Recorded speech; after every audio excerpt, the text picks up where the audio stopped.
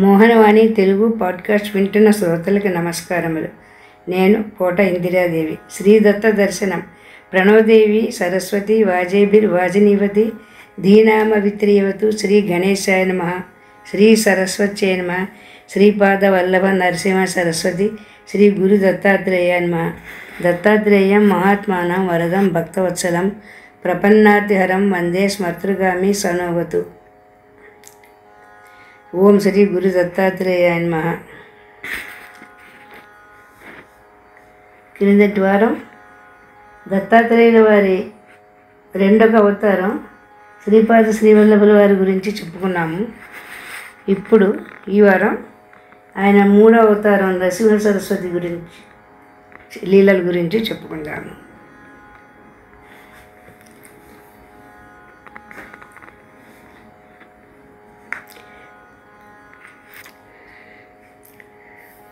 శని ప్రదోష వ్రతం చేసిన వృద్ధాంగన మహారాష్ట్రలో కరంజం అనే పట్టణంలో బ్రాహ్మణ పుత్రికగా జన్మించింది. ఆవిడను ఆ ఊళ్ళోనే ఉన్న మాధవుడనే విద్వాంసుడికి ఇచ్చి వివాహం చేశారు. ఆ దంపతులిద్దరూ పరమ ధర్మాత్ములని పేరు పొందారు. ఆవిడకు పూర్వ సంస్కారం వల్ల శని ప్రదోష వ్రతం మీద మనసు కుదిరింది. ఈ జన్మలో కూడా ఆ వ్రతాన్ని నిర్విఘ్నంగా కొనసాగించింది. ఆవిడకు 16వ ఏట ఆమె తొలిసారి బాలింత అయింది. పండు వంటి మగబిడ్డ పుట్టాడు. చిత్రం ఏమిటంటే పుడుతూనే పురిటిగది దద్దరిల్లేలాగా ప్రణవనాదం చేస్తూ పుట్టాడు. ఆ ఇంట్లో వారంతా ఆశ్చర్యపోయారు. జాతకాలు చూసిన వారు ఇతడు సాక్షాత్ పరమేశ్వరుడే అయి ఉండాలని ఏవేవో చాలా చెప్పసాగారు. తల్లికి తండ్రికి దిష్టి కొడుతుందని ఒకటే భయం. ఎన్నో రక్షలు చేయించి పిల్లవాడిని నలుగురికి చూపకుండా దాచుకోసాగారు. పాపం పుత్ర ప్రేమ అలాంటిది. ఆ పిల్లవాడికి నరసింహుడని పేరు పెట్టారు. పిల్లవాడు పిట్టంతే కానీ వాడికి ఎన్ని పాలు చాలవు. తల్లిని ఊహు పీకు తింటున్నాడు. అసలే బాలింత, చిన్న వయస్సు. ఆ చిన్న ముత్తైదుకి చాలా ఇరకాటంగా ఉంది. ఒక రోజున ఆవిడ ఇక తాళలేక, ఏమండి అబ్బాయికి పాలు చాలుతున్నట్టు లేదు, ఎవరినైనా దాదిని చూస్తే బాగుంటుందేమో అంది. అది విన్నాడు కాబోలు ఆ బొట్టిగాడు. కలకల నవ్వుకుంటూ ఆటలాడుతున్నట్టే ఆడుతూ ఆ ఆటల్లోనే ఆ బుల్లి చేతులతో తల్లి రొమ్ములోసారి తాకాడు. ఇక గంగా ప్రవాహంలో బయలుదేరింది పాలధార. ఆపడం అసాధ్యం అయిపోయింది ఆ తల్లికి. పిల్లవాడు కడుపు నిండా కుడిచి కలకలా ఆడుకునేవాడు. అది చూసి తల్లి పొంగిపోయేది. కానీ ఇది ఎవరికైనా తెలిస్తే దిష్టి తగులుతుందని ఒకటే భయం ఆ తల్లికి. పాపం అలా గడిచింది బాల్యం. పిల్లవాడు బాగానే ఎదుగుతున్నాడు. కానీ 3 ఏళ్ళు వెళ్ళినా మాటలు రాలేదు. ఎప్పుడూ ఒకటే శబ్దం. ఓం. ఏడ్చినా అదే, నవ్వినా అదే. రెండో మాట లేదు. ఇక వాడు మూగవాడని ఖాయం చేసుకుని తల్లి తండ్రి దిగులు పడి విచారించసాగారు. క్రమంగా వాడికి 7 ఏళ్ళు వచ్చినాయి. ఒక రోజున అలా దుఃఖపడుతున్న తల్లిదండ్రుల్ని చూసి ఆ లీలా బాలుడు వారికి ఎదురుగా వచ్చి ఒక ఇనుప ముక్కను చేతితో తాకి బంగారపు కణికగా చేశాడు. తల్లి తండ్రి ఆశ్చర్యపోయారు. మళ్ళీ ఒకటే భయం వారికి, దిష్టి తగులుతుందని, దిష్టి కొడుతుందని. తటాలున పిల్లవాడిని లోపలికి తీసుకెళ్ళి తలుపులు వేసేసి మరో ఇనుప ముక్క చేతికిచ్చారు. అది బంగారం అయిపోయింది. ఇక ఒక్కొక్క ముక్క ముట్టుకోవడం, బంగారం చెయ్యటం. ఈ ఆలస్యం ఎందుకు? పిల్లవాడు 4 మూలలకు ఓసారి చూపు సారించాడు. అక్కడ ఉన్న ఇనుప వస్తువులన్నీ బంగారం అయిపోయాయి. తల్లికి తండ్రికి మతిపోయినంత పని అయింది.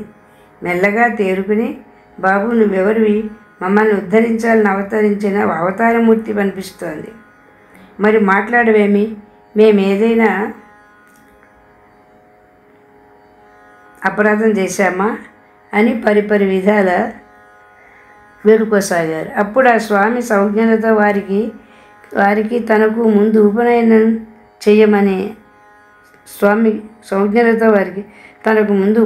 చేయమని అప్పుడు తాను మాట్లాడతానని చెప్పాడు.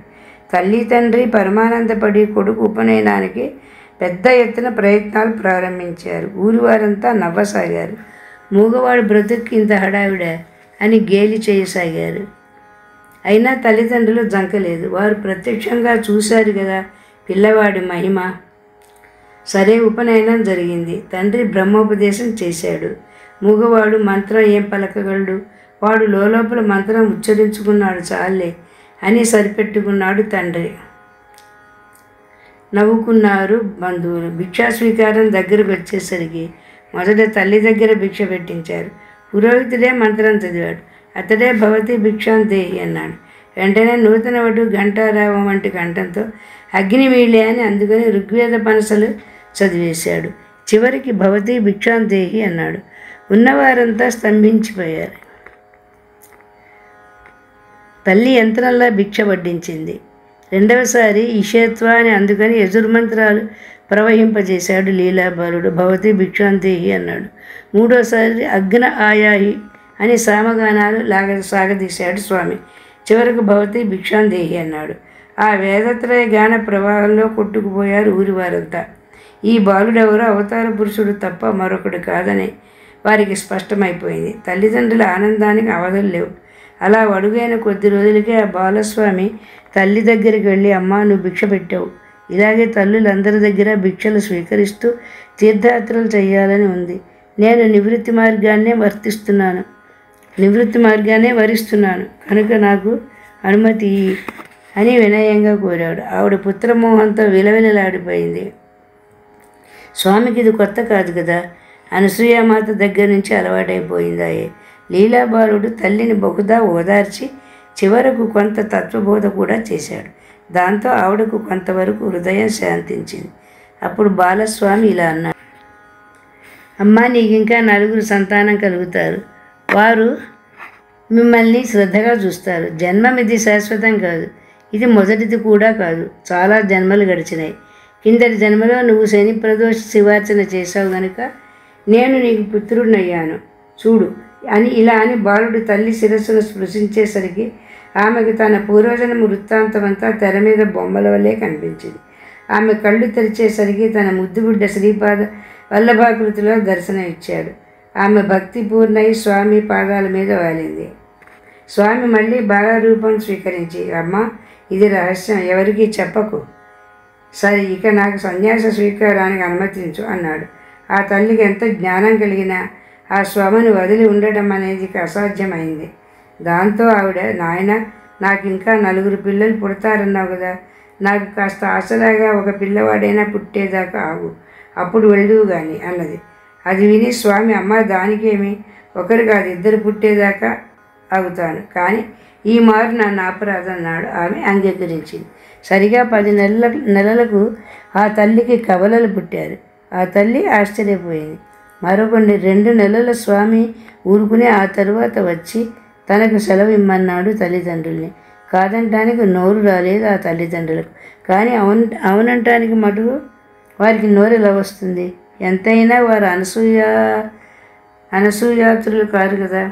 తమకు కూడా గట్టి వైరాగ్యం ఉదయించలేదే అని విలపిస్తున్న తల్లిదండ్రులు చూచి స్వామి అనేక రకాలుగా ఓదార్చి తలుచుకున్నప్పుడల్లా వచ్చి దర్శనం ఇస్తాననే మాట ఇచ్చి ఎలాగో వారిని ఓడపరిచి తీర్థాటనం బయలుదేరాడు.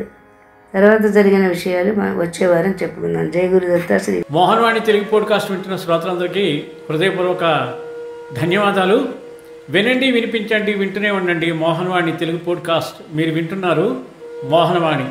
మా కార్యక్రమాలు మీకు నచ్చితే ఇప్పటివరకు మా ఛానల్కి సబ్స్క్రైబ్ చేసుకోకపోతే వెంటనే ఈ క్షణమే సబ్స్క్రైబ్ చేసుకుని ఆ పక్కనుండే బెల్ బటన్ని మ్రోగించి అందరికీ షేర్ చేసి మీ విలువైన కామెంట్ను కూడా చేసి మమ్మల్ని ప్రోత్సహిస్తారని కోరుతున్నాను.